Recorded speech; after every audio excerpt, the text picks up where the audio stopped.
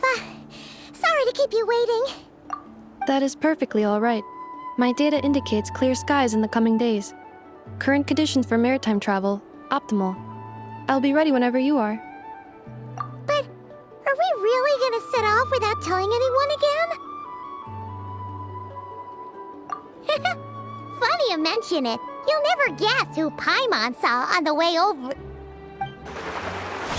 Hey! You didn't seriously think we'd let you leave without a farewell party, did you? No chance. Yeah, come on, Traveler. We've already made all the preparations. And most importantly, how dare you try and slip away without first paying your respects to the almighty Dragon Lord!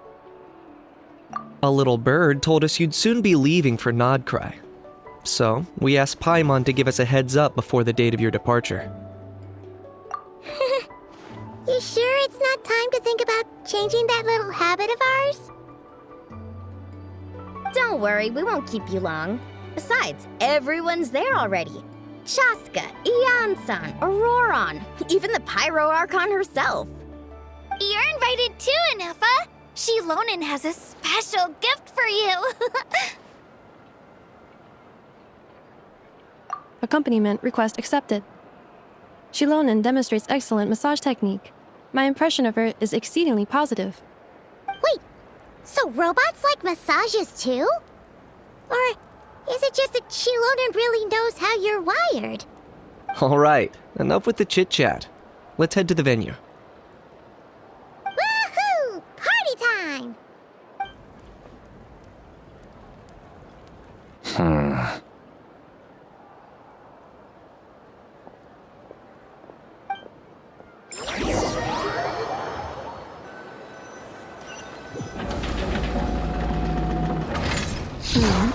Spit it out, then. They've set off. Just as my calculations projected. About time I met this variable in person.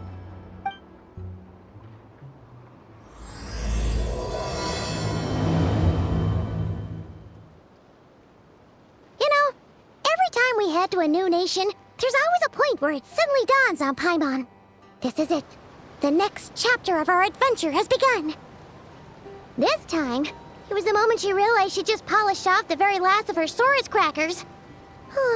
Should have stocked up better at the farewell party. In other words, Paimon has marked the geographic coordinates from 2 minutes and 40 seconds ago as the boundary between Natlan and Notcry. This deviates somewhat from the official coordinates stored in my database. Paimon meant more in terms of how it felt on a psychological level. Anyway, what about you, Traveler? When did it really sink in for you? Huh, that actually kind of makes sense. What about you, Enfa? Come to think of it, maybe we should be asking the other way around. So, when you came over to Natlan, what was the moment you felt like you'd left Nodcry? In that case, probably when my sensors could no longer detect the moon's power. The moon? You mean, that one we can all see in the sky? Negative. I was referring to...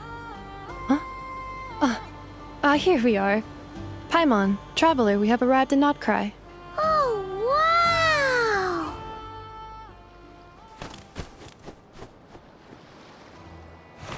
Paimon, Traveler, welcome to Notcry.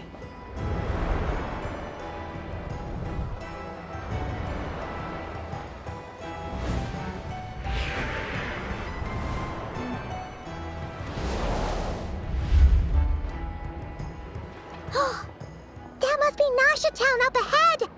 That's the place you were telling us about on the way over, right?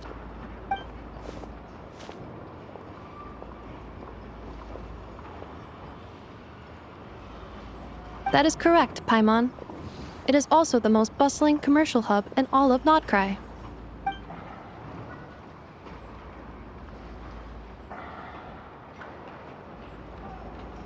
Oh! Sounds like the perfect place to start trying out all the local specialties!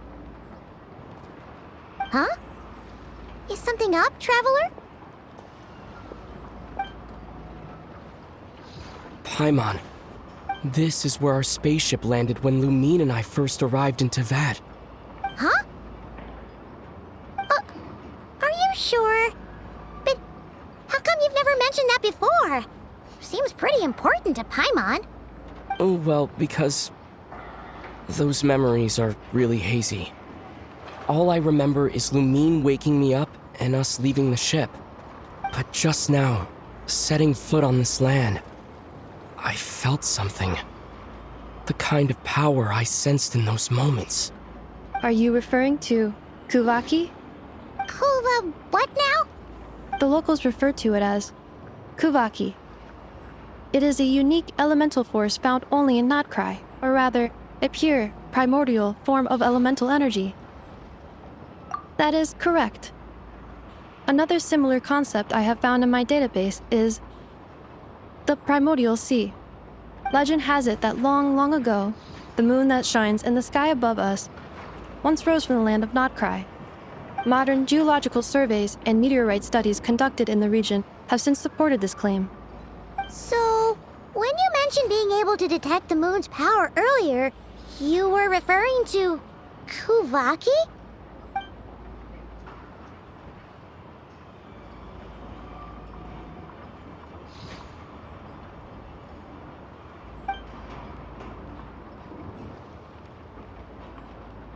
Wait, Traveler, you're saying we might actually find your spaceship here? Do you still remember where it landed? Notcry is surrounded by the ocean. In other words, it could have been anywhere along its coastline. Negative. Description still lacks sufficient detail to pinpoint target location. Hey, it's okay if you can't remember everything right away. After all, it's been a really long time. Let's just do what we've always done and keep searching as we explore. Besides, what have you got to fear with your sidekick Paimon still here? I'd be more than happy to help you out as well.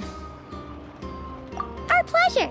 Anyway, just knowing that your spaceship's here in Notcry surely counts as a big step forward, huh? Like we've crossed another boundary? Paimon couldn't have put it better herself. You sure are a quick learner, Inefa.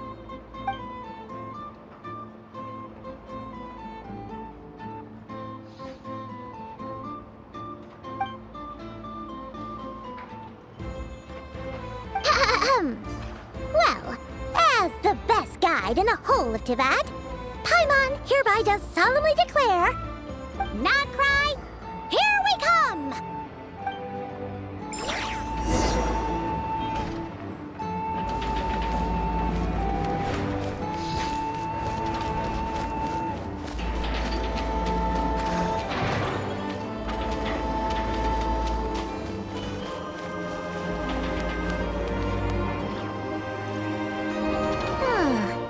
It just occurred to Paimon, if we were looking to put out a missing spaceship commission, or to learn more about Notcry, wouldn't it make sense to drop by the Adventurers Guild? The guild is located in Nasha Town. Simply follow this road and you'll reach it.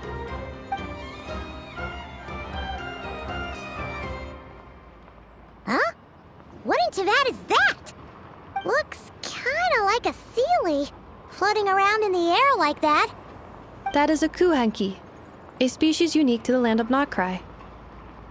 A Kuhenki? Does she have something to do with the moon, too? Indeed it does. According to the Frost Moon Scions, the indigenous inhabitants of this land, the Kuhenki, are said to be familiars of the moon goddess, leading those who walk in the moonlight's glow to things of great importance. The moon goddess? Don't all people here worship the Tsaritsa? Although Notcry lies on Snezhnaya's border regions, the people here have held their own unique beliefs since time immemorial. As I mentioned, everything in this land shares a deep connection with the moon and the sky above. The beliefs of the Frostmoon Scions seem to date back to the civilization of the angels. According to the documents in my database, even the 7 Archons did not exist at that time. Wow! So the origin of their beliefs goes back even further than the Archon War? Correct. At some point, you may come across some statues of their goddess. The Frostmoon Scions carved these as well. Hey! Looks like she's floating away! I suggest you follow her. The probability of an ordinary person encountering a kuhenki lies in the single digits. Many here consider them heralds of good fortune.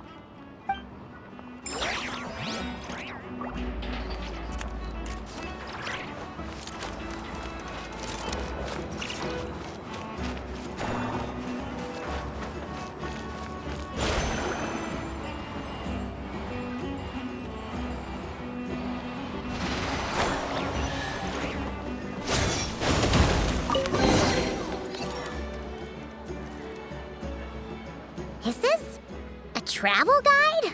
Huh. It actually led us to something useful.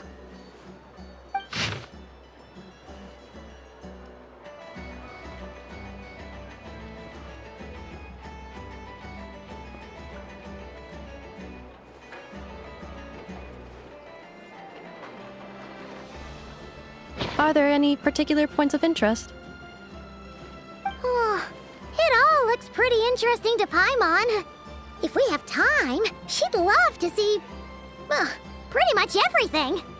Recalibrating route. If we keep following the current path, we will arrive at an area of scenic beauty.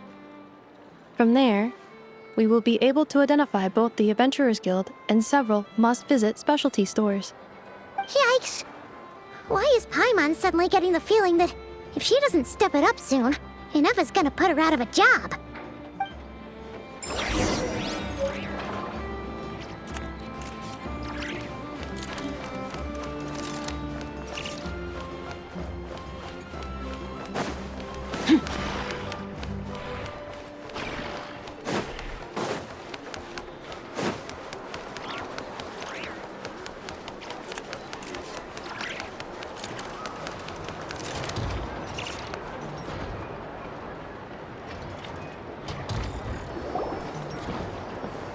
Wow! Nasha Town actually looks pretty big from here. Feels a bit different than Paimon imagined, though. Which aspects in particular deviated from your expectations? Well, Paimon keeps hearing people describe Nodcry as an adventurer's paradise. So she kind of thought it'd be a bit more picture perfect somehow. According to legend, there was indeed an era of peace in Notcry's past, the age of the Fae. Tales of those ancient heroes are still told today. One of the most well-known is that of the Lantern Fae. This individual performed many good deeds for Nodcry. The present-day Lightkeeper's nightly lantern patrols are, in part, a tribute to their memory. But then, one day, What happened? there came a devastating abyssal calamity that swept across Nodcry, and for a time it was left desolate. Heartbroken by what had become of the land they had so cherished, that Fae extinguished their light, just as the abyss had extinguished all hope. Nowadays, the paradise people speak of is more of an aspiration, or an irony, perhaps. An irony? Today, no official authority governs Nodcry. In theory, at least, it is somewhere a person can do whatever they wish, and become whoever they want to be. The Adventurers Guild is just over there, in Nasha Town's Central Plaza, and the flagship tavern is over that way. Hey, what's that building over there? You know, the biggest, tallest one. That is Aino's Boom and Blast Kuvaki energy cannon. It gets activated when the wild hunt threat level outside Nasha Town reaches a certain threshold. But according to the scan I just ran, the energy cannon appears to be malfunctioning, likely due to a recent discharge. The Wild Hunt? Isn't that the abyssal calamity you mentioned that's specific to Nodcry? It is a phenomenon that has been occurring for several centuries now. Yet the time and location of wild hunt attacks are seemingly random. At first, it was more of an old wives' tale that adults used to scare children. If you don't start behaving, kid, some night, the wild hunt's gonna come for you. Listen, do you hear that? That weeping in the fog? Those are the cries of a young woman being dragged away. You're saying people actually hear things like that? I have not witnessed enough wild hunt attacks to give a statistically sound answer. But the oldest legends say that all people saw was the ghostly shadow of a woman in the mist. It wasn't until later that it became a full-blown calamity. Abyssal monsters and all. Oh, when you put it like that, Paimon's really gotta hand it to Aino. Not only did she repair you, but she's even built a giant cannon to keep the wild hunt at bay. Absolutely. Aino is very impressive indeed. Anyway, according to my schedule, it is time I took you over to the flagship. Oh, sure. After all, we shouldn't keep Barca waiting. Well, Paimon's not sure if he'll actually show up at the bar this early.